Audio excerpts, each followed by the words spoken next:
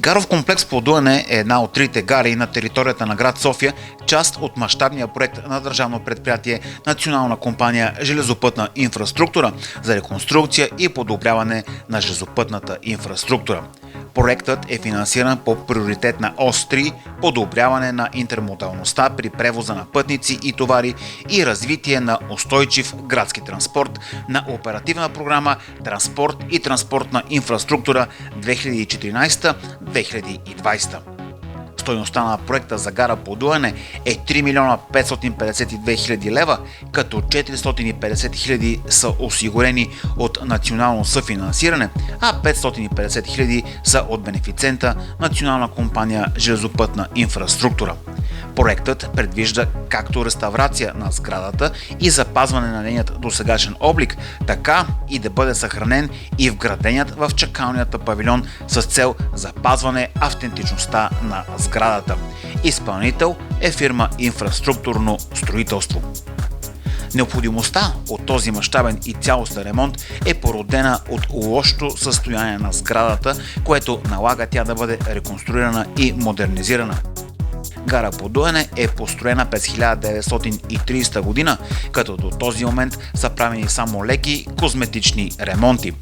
Наличието на загуба на носимоспособност на елементи от строителните конструкции на сградата, изключително лошото техническо състояние на електро, ВиК и ОВК инсталации, несъответствието с действащата нормативна уредба, изискванията за безопасна и достъпна среда, също така повишаване комфорта на пътниците, привлекателността на железопътният транспорт.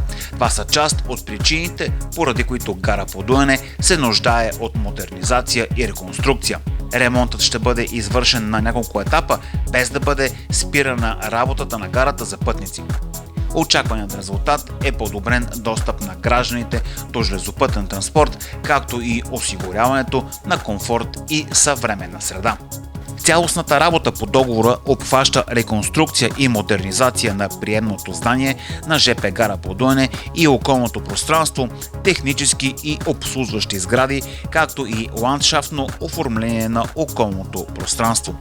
В приемното здание на гара Подуяне бяха извършени следните основни дейности: цялостна реконструкция и модернизация на приемната сграда, като целта е тя да придобие модерен вид и да е в услуга на гражданите. Частично функционално преустройство на помещенията, пълно архитектурно обновяване на приемното здание. Подменена бе електрическата инсталация в сградата, в това число монтаж на нова мълния защитна и заземителна инсталация, изградени бяха съвременни системи за видеонаблюдение чрез контрол на достъпа. Монтирани са нови съвременни енергоспестяващи LED осветителни тела. След ремонта, визията на сградата е подобрена чрез изграждането на фасадно осветление. Изградена е напълно нова водопроводна и канализационна инсталация с съвременни материали, осигуряваща оптимално качество на питейната вода в сградата. Изпълнена е и нова система за отопление, вентилация и климатизация, включваща иновационни отоплителни тела, въздушни завеси на входовете на чакалнята и ресторантската част. Те, освен че ще осигуряват необходимият микроклимат както през зимните, така и през летните месеци, също така са и енергийно ефективни. Освен това, сградата бе санирана изцяло с топлоизолационна система от екструдиран полистирол, завършваща с минерална мазилка. На територията на цялата гара Подуяне е поставена нова дограма от висок клас енергопестимост.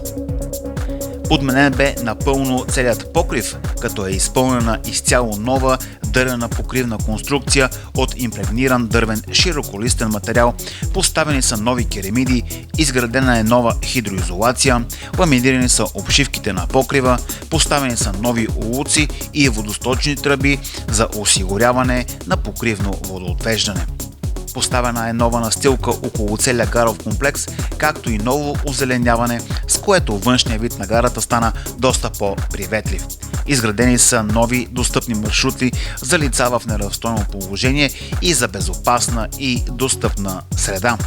След всички тези ремонтни дейности, гара Подуяне вече има нов външен и вътрешен вид, отговарящ на всички европейски изисквания за енергийна ефективност, техническа безопасност и достъпна среда. Също така, след поставяне на външното фасадно осветление на сградата, тя придоби приятен вид дори и през нощта. За услуга на пътниците са поставени нови електронни информационни табла, като в чакалнята са запазени част от символичните за тази гара старинни пейки.